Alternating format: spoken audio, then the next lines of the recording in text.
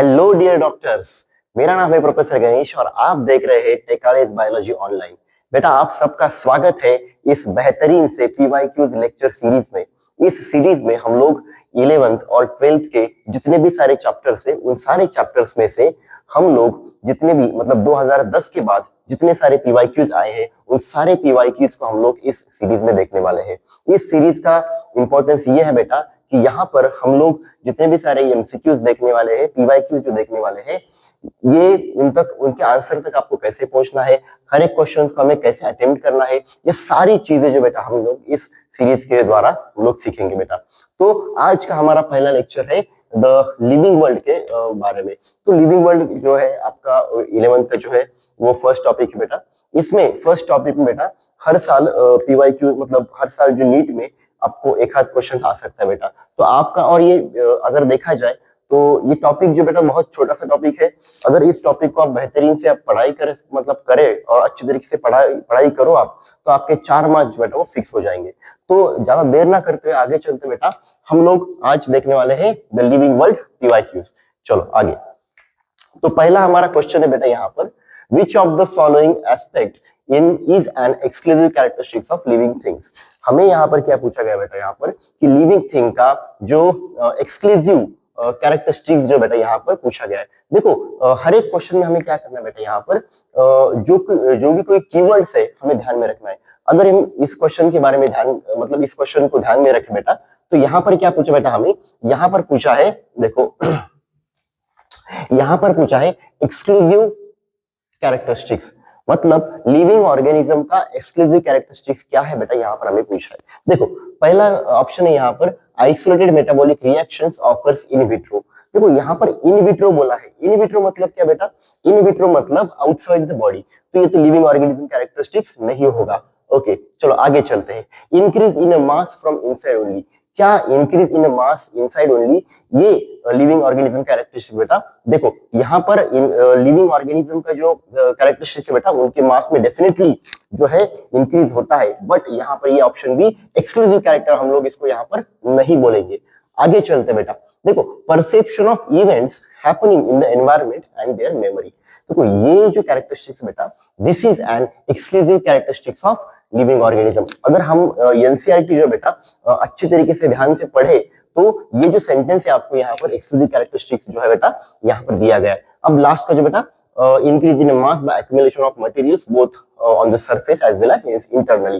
तो देखो जो नॉन लिविंग थिंग्स होते बेटा वो कैसे ग्रो होते बेटा, by the accumulation of particles from outside only we can say that. तो देखो अगर एक्सक्लूसिव कैरेक्टरिस्टिक्स के बारे में बात करें तो ऑप्शन सी जो बेटा मोस्ट एप्रोप्रिएट आंसर यहाँ पर होगा। चलो आगे चलते हैं।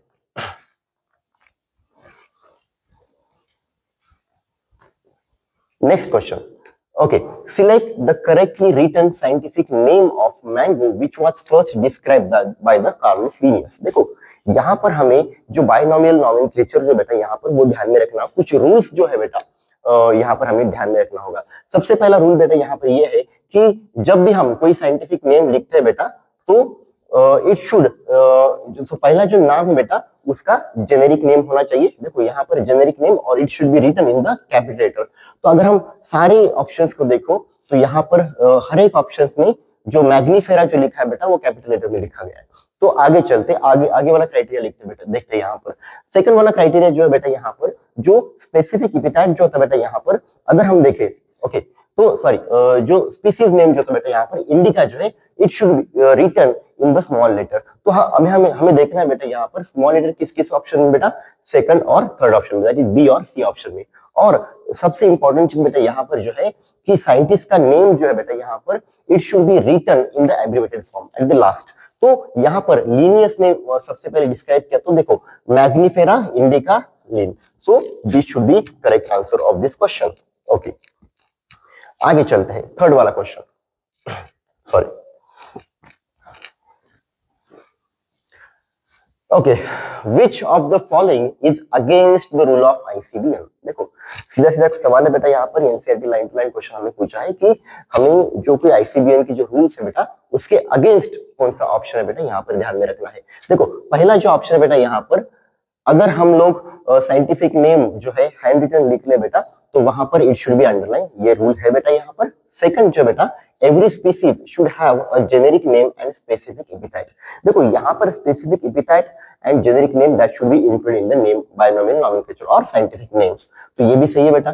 तीसरा यहाँ पर पूछा बेटा the scientific names are in the Latin and should be italicised. देखो यहाँ पर इटैलिक्स में हमें लिखना होगा और that should be written in the Latin language. Okay, अगर ये भी सही है बेटा। अब लास्ट वाला देखते हैं बेटा हम लोग यहाँ पर generic and specific names should be written in the starting with the small letter. हाँ, यहाँ पर क्या बेटा जेनेरिक नेम जो है बेटा, यहाँ पर जेनेरिक नेम जो है हमें कैपिटल लेटर से लिखना है एंड स्पेसिफिक नेम जो बेटा यहाँ पर हमें स्मॉल लेटर से लिखना है। तो लास्ट वाला ऑप्शन जो है बेटा against the rule of ICBN है, सो ऑप्शन डी जो है बेटा इसका करेक्ट आंसर होगा।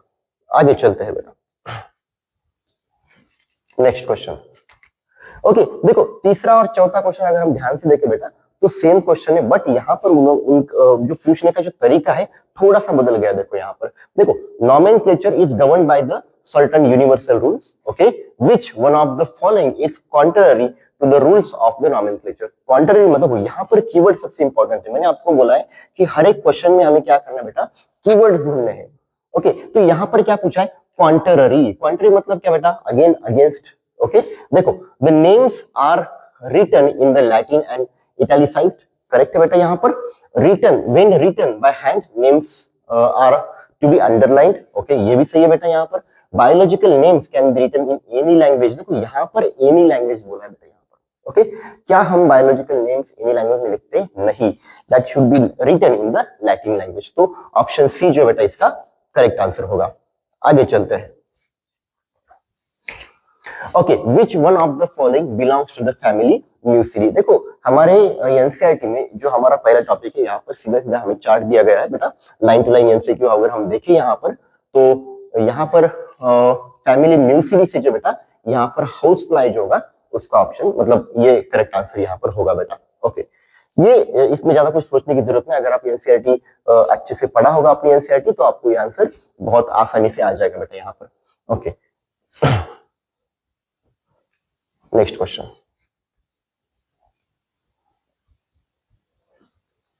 Okay, match the column first with column second for house fly classification. देखो यहाँ पर भी हमें हाउस फ्लाई का पूछा है। ओके, देखो पीवाईक्यूज स्टडी करने का यही इंपॉर्टेंस है बेटा यहाँ पर कि किस तरीके से क्वेश्चन हमें पूछ रहे बेटा और कुछ क्वेश्चन कैसे रिपीट हो रहे बेटा, हमें ये भी ध्यान में आएगा। किस तरीके से रिपीट हो रहे बेटा, किस तरीके से हमें उस क्वेश्चन को अटेम्प्ट करना होगा, किस तरीके से हमें सोचना होगा, ये सारी चीजें अगर आप पीवाईक्यूज अच्छी तरीके से करोगे बेटा तो आपको जो एग्जाम है नीट का वो बहुत अच्छी तरीके से आप पास कर सके, क्वालिफाई कर सकोगे। देखो यहाँ पर पूछा है कि हमें हाउस फ्लाई क्वालिफिकेशन मतलब क्लासिफिकेशन यहाँ पर पूछा गया है, तो हमें तो पता है, हमें फैमिली देखा था सबसे पहले। ओके, चलो अगर हम देखते फैमिली जो है, फैमिली क्या है बेटा यहाँ पर म्यूसिडी या आ जाएगा। देखो तो हमें यहाँ पर ढूंढना है बेटा, देखो राइट क्वेश्चन आंसर जो बेटा वहां पर हम लोग कैसे पहुंच सकते हैं मैं आपको बता रहा हूँ। सबसे पहले क्या करो बेटा यहाँ पर कि जो भी कोई आपको ऑप्शन नहीं लगता है उसको इलिमिनेट करो ताकि आपके आंसर आने के चांसेस है बेटा वो बढ़ जाएंगे। तो यहाँ पर देखो बेटा ए के सामने थर्ड कितनी जगह पर है, यहाँ पर एक है बेटा, यहाँ पर एक है, ठीक है। आगे चलते बेटा, यहाँ पर हाउस फ्लाई का जो ऑर्डर जो बेटा दैट इज डिप्टेरा है। ओके, सीधा सीधा बेटा हमें चार्ट जो टेबल दिया है एनसीईआरटी में लिविंग वर्ल्ड में बेटा यहाँ पर आपको आंसर इसका मिल जाएगा। ऑर्डर डिप्टेरा देखो बी में फर्स्ट कहां पर है, यहाँ पर है। अगर यहाँ पर है क्या बेटा, नहीं, तो आप हमारा जल्दी से हमें ऑप्शन मिल गया बेटा यहाँ पर ऑप्शन ए। ज्यादा यहाँ पर सोचने की, ज्यादा यहाँ पर टाइम बर्बाद करने की कोई जरूरत नहीं है बेटा। देखो चलो आगे चलते हैं। The most common characteristics between tomato and potato okay will be maximum at the level of their. Okay, चलो देखो सबसे इंपॉर्टेंट यहाँ पर क्या पूछा है हमें कि पोटैटो और टोमेटो का जो मैक्सिमम कैरेक्टरिस्टिक्स जो है बेटा यहाँ पर कौन सी जगह पर होंगे। देखो यहाँ पर उनका जो मैक्सिमम कैरेक्टरिस्टिक्स जो होंगे बेटा, मैक्सिमम जो है बेटा यहाँ पर that will be at the family level. Okay, तो यहाँ पर पोटैटो और टोमेटो का जो मैक्सिमम कैरेक्टर जो बेटा कैरेक्टरिस्टिक्स जो बेटा वो कहां पर होंगे, यहाँ पर फैमिली में होंगे। चलो आगे चलते हैं। देखो यहाँ पर आप एनसीईआरटी में बार बार आपको दोहराओ बेटा, अगर आप एनसीईआरटी अच्छे तरीके से पढ़ोगे बेटा तो सबसे इंपॉर्टेंट चीज है बेटा यहाँ पर कि आपको ये आंसर जो बहुत आसानी से आप कर सकोगे। ओके चलो आगे चलते हैं बेटा। Question number 8, which one of the following organism is scientifically correctly named, okay, and correctly printed according to the international rules of nomenclature and correctly described। देखो यहाँ पर हमें पूछा गया है कि कौन सा ऑर्गेनिज्म जो है बेटा यहाँ पर साइंटिफिकली करेक्ट लिखा गया है एंड यहाँ पर उसका सही डिस्क्रिप्शन जो यहाँ पर दिया गया है। देखो पहला ऑप्शन हम यहाँ पर देखते हैं बेटा, दैट इज म्यूस्का डोमेस्टिका। यहाँ पर जो है बेटा ये हाउस कॉमन हाउस फ्लाई का नाम बेटा यहाँ पर अगर हम यहाँ पे देखें तो यहाँ पर हाउस लिजार्ड के बारे में लिखा गया है, तो that is wrong answer. Then है बेटा प्लाज्मोडियम फैल्सीपैरम। देखो यहाँ पर जो है protozoan, it is an pathogen, okay, that causing the most serious type of malaria. देखो यहाँ पर ये जो है बेटा दैट इज प्लाज्मोडियम फैल्सीपैरम। ये जो ऑर्गेनिज्म है बेटा it is a protozoan pathogen, it causes the malaria. और यहाँ इसकी जो लाइफ साइकिल बेटा दो और होस्ट में होती है, एक तो यहाँ पर मॉस्किटो में होती है and then in the humans. तो यहाँ पर जो बेटा ये बी वाला जो ऑप्शन है बेटा यहाँ पर सही ऑप्शन आएगा। तो अगर देखो आपको अगर सही जवाब मिल गया बेटा यहाँ पर, तो आगे वाले जो जवाब है बेटा वहां पर जाने की जरूरत नहीं है, क्योंकि वहां पर आपका टाइम बर्बाद करने की जरूरत नहीं है। आगे चलते बेटा। Okay question number 9, which one of the following animal is correctly matched with its particular taxonomic category. देखो सबसे यहाँ पर आप देख एक अगर आप यहाँ पर थोड़ा नोट करोगे बेटा, तो यहाँ पर ज्यादा से ज्यादा क्वेश्चंस जो है आपको यहाँ पर टैक्सोनॉमिक जो कैटेगरी टैक्सोनॉमिक नॉमेनक्लेचर जो बेटा यहाँ पर वहां पर ज्यादा क्वेश्चन आपको पूछे गए। तो ध्यान में रखना यहाँ पर ये हॉट सेक्शन जो है, अगर आपको द लिविंग वर्ल्ड से कोई क्वेश्चन आता है तो मोस्ट प्रोबेबिलिटी है बेटा, तो वो कहाँ से आ सकता है क्वेश्चन, वो आ सकता है बेटा यहाँ पर टैक्सोनॉमिक नॉमेनक्लेचर से। देखो यहाँ पर हमें पूछा है, यहाँ पर अगर कीवर्ड देखे बेटा, यहाँ पर कीवर्ड तो ऐसा है कोई डायरेक्टली क्वेश्चन हमें पूछा गया बेटा यहाँ पर, that is which of the following animal is correctly matched. Okay tiger, that is Tigris, Tigris इसका स्पीसीज है।